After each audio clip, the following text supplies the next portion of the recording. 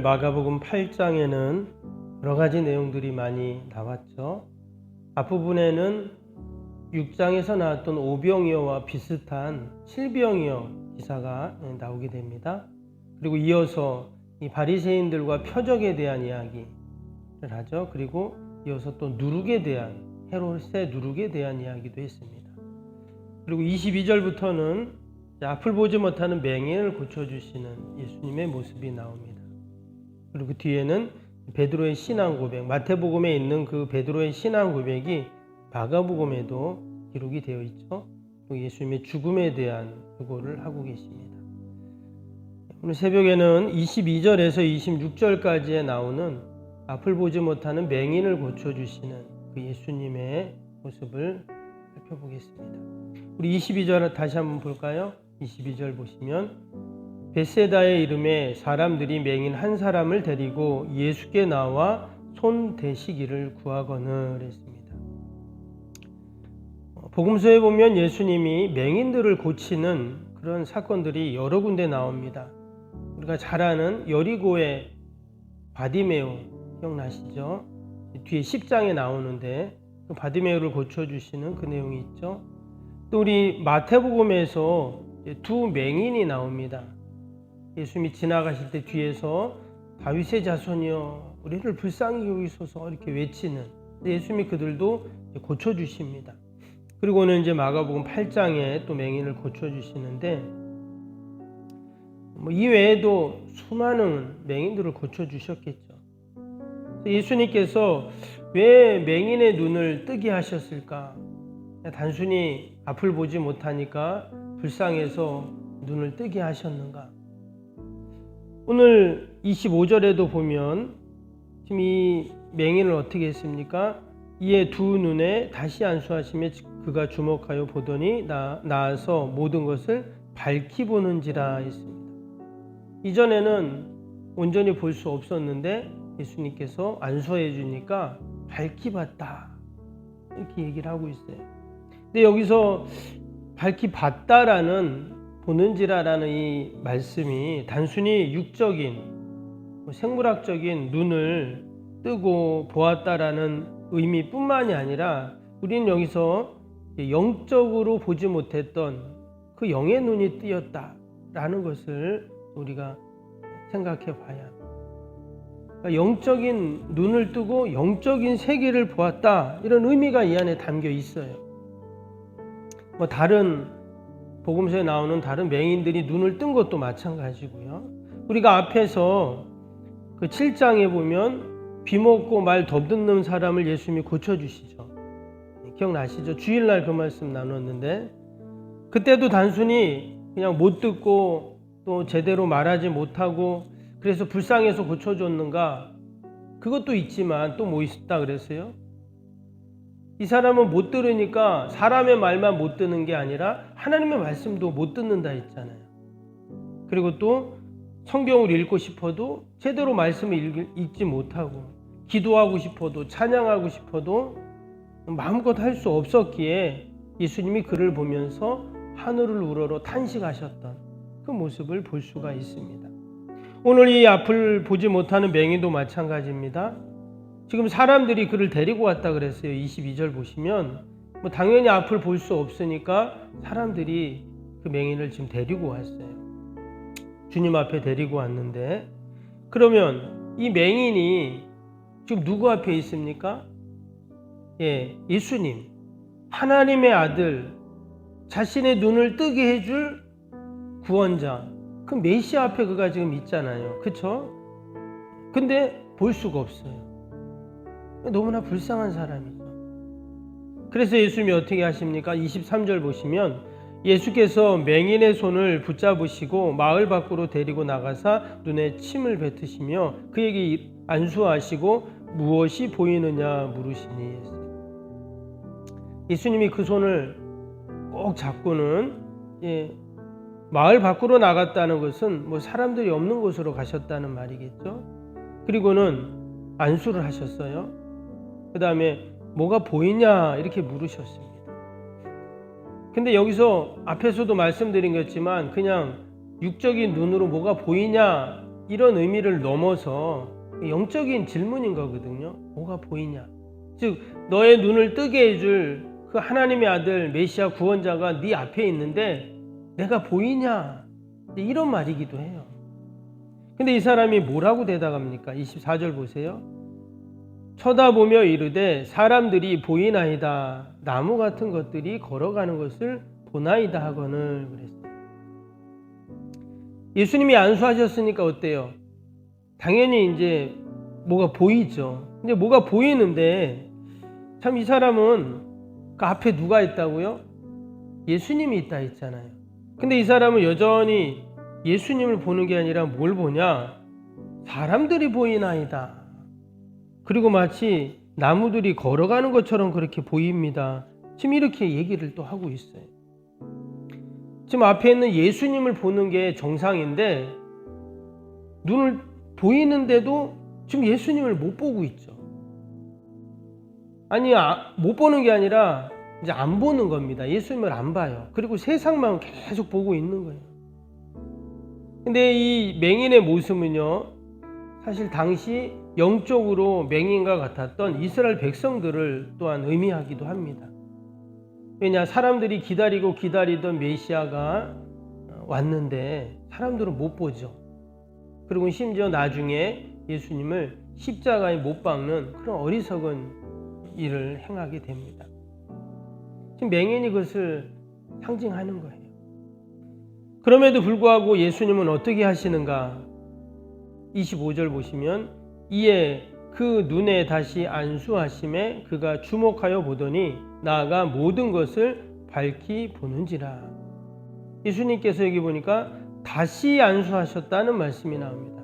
그러니까 예수님께서는 이 사람을 2번 안수하신 겁니다. 이 성경을 보면 예수님이 치유 사건을 행하실 때 2번 행하셨던 그런 내용이 없습니다. 근데 이 사람은 2번이나 안수를 하신 거예요. 그랬더니 이제 밝히 완전히 보게 됐다, 이렇게 말씀이 나옵니다. 저는 이 말씀을 묵상하면서 참 너무 은혜가 됐어요. 다시 안수하셨다. 분명 예수님은 한 번만 안수하셔도 되는데 때로는 말씀만 선포해도 깨끗하게 치유받잖아요. 그런데 이 맹인은 예수님이 2번이나 그렇게 재차 안수를 하십니다. 안수해서 제대로 못 봐도 나무라 하시거나 질책을 하시는 것이 아니라 도무지 영적으로 보려고 하지 않죠, 지금 이 사람은. 그런데도 또다시 만져주셔서 그를 밝히 보게 하시는 그런 예수님이시죠.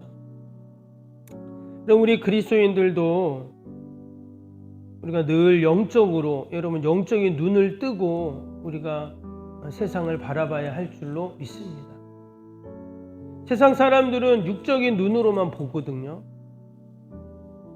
그런데 우리 믿음의 사람들은 세상 사람들이 없는 또 다른 눈, 영적인 눈을 가진 자들이잖아요. 그래서 저는 교회 학교 아이들한테 늘 그런 얘기를 합니다. 우리가 믿지 않는 친구들과 다른 게 뭐냐? 여러분, 교회 안 다니고 믿지 않는 친구들이 훨씬 더 공부 잘하는 친구들 많죠. 부모가 잘 나가는 부모도 많고 예쁘고 잘생기고 능력 있고 이런 애들이 많아요. 교회 다닌다고 다 그런 건 아니잖아요. 그런데 그들이 없는 것이 우리에겐 있다는 거예요. 그들이 볼 수 없는 것을 우리는 볼 수 있다는 거죠. 그게 바로 이제 영적인 능력이거든요. 아이들한테 우리가 늘 그런 이야기를 하고 또 기도할 때도 마찬가지예요.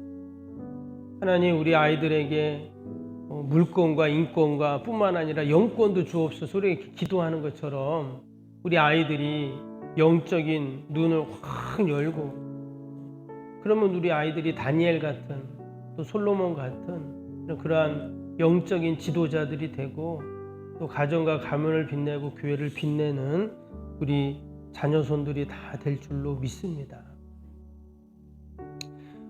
우리 앞에 7장에서 아까 귀먹고 또 말 더듬는 그 사람 예수님이 고쳐주셨다고 했는데, 근데 그때 예수님이 고칠 때 어떻게 고치셨죠?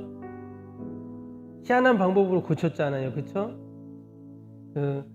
귀에다가 손을 이렇게 꽂고 침을 뱉고 혀에다 손을 대고 거기도 보면 침을 뱉었다는 그 표현이 나왔는데 오늘도 이 맹인 고칠 때 어떻게 하셨습니까? 오늘 말씀해 보니까 23절에 예수께서 맹인의 손을 붙잡고 마을 밖으로 데리고 나가사 눈에 침을 뱉으며 그랬어요.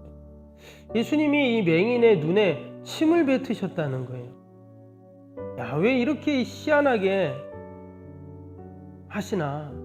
이러면 침을 뱉는다는 게 다른 사람에게 침을 뱉는다는 게 얼마나 이게 좀 수치스럽고 모욕스러운 일입니까? 말 그대로 우리가 이해를 한다면 그렇죠. 근데 이 침을 뱉는다는 표현이 마가복음에 보면 많이 나온다 했죠. 특별히 뒷부분에 보면 예수님께서 그 십자가로 가는 여정 가운데 사람들로 하여금 계속 침뱉음을 당하세요. 그래서 이것은 장차 예수님이 당하실 수치와 모욕과 고난을 예표하는 그러한 모습이자는 거예요.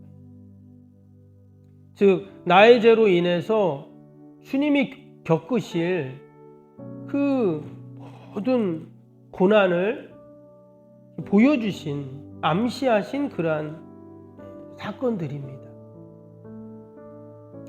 때문에 우리가 이 치유 현장 속에서 우리는 예수님이 내가 당해야 할 그 고난을 우리 주님이 당하셨다 하는 것들을 그리고 나를 깨끗하게 치료해 주시고 밝히 보게 하시고 온전케 하시는 여러분 그 은혜를 또 우리가 생각해야 할 줄로 믿습니다. 이 새벽에도 주님께서 나의 모든 질고를 다 짊어지시고 나를 밝히 보이게 하시고 온전케 하시는 여러분 그 은혜를 찬양하는 저와 여러분이 되시기를 주님의 이름으로 축복합니다. 우리 오늘 월요일 기도 함께 하겠습니다. 16번부터 30번까지 기도입니다. 월요일 기도입니다. 기도와 헌신을 통해 보이지 않는 영적 성전 건축이 먼저 이루어지게 하옵소서. 아멘. 모든 성도들이 믿음의 눈을 열어 하나님의 새 역사를 바라보게 하옵소서. 아멘. 성전을 봉헌하기까지 성도들에게 흔들리지 않는 반석 같은 믿음을 주옵소서. 아멘. 이웃사랑 섬김 세계 선교가 한치의 흐트러짐 없이 이루어지게 하옵소서. 아멘. 새로운 공간이 다음 세대와 모든 열방을 구원하는 축복의 통로가 되게 하옵소서. 아멘. 교회 건축에 고통당하는 자들의 치유와 회복의 성산으로 쓰임받게 하옵소서. 아멘. 온 성도들이 주님의 거룩한 비전에 하나 되고 소명을 따라 헌신하게 하옵소서. 아멘. 각자의 형편은 다르지만 주님께 빚진 자의 마음으로 동일한 헌신을 하게 하옵소서. 아멘. 성도들이 물질을 드릴 때마다 세상이 줄 수 없는 감격과 기쁨을 누리게 하옵소서. 아멘. 성도들이 땅의 기름진 복을 받아 약속한 모든 헌신을 넉넉히 감당하게 하옵소서. 아멘. 모든 성도가 믿음 안에서 기적의 역사를 이루는 통로로 쓰임받게 하옵소서. 아멘. 사랑으로 하나 되어 주님의 몸된 교회를 더욱 잘 세워나가게 하옵소서. 아멘. 주님의 피로 사신 교회를 더욱더 사랑하게 하시고 서로를 돌아보게 하옵소서. 아멘. 성전 건축이 진행되는 동안 더욱 견고한 사랑의 공동체가 되게 하옵소서. 아멘. 공동체를 위협하는 어떤 역경과 도전에도 사랑과 믿음으로 승리하게 하옵소서. 아멘. 예수님의 이름으로 기도합니다. 아멘.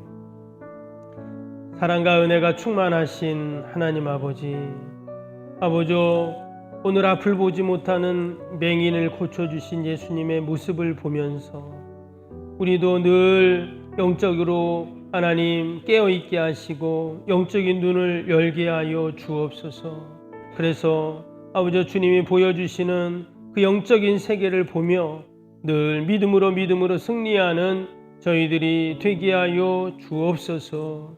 아버지 다시 안수하셨던 그 말씀을 보면서 아버지 나의 모든 질고까지도 다 짊어지시고 고난과 수치와 그 모욕을 다 참아내신 우리 주님을 생각하며 오늘도 감사하고 또 찬양하며 또 하나님 영광 돌리는 복된 하루 되게 하여 주옵소서.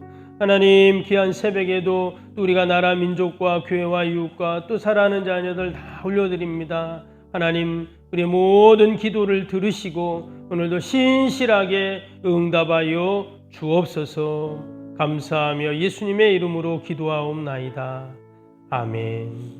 하늘에 계신 우리 아버지, 아버지의 이름을 거룩하게 하시며 아버지의 나라가 오게 하시며 아버지의 뜻이 하늘에서와 같이 땅에서도 이루어지게 하소서.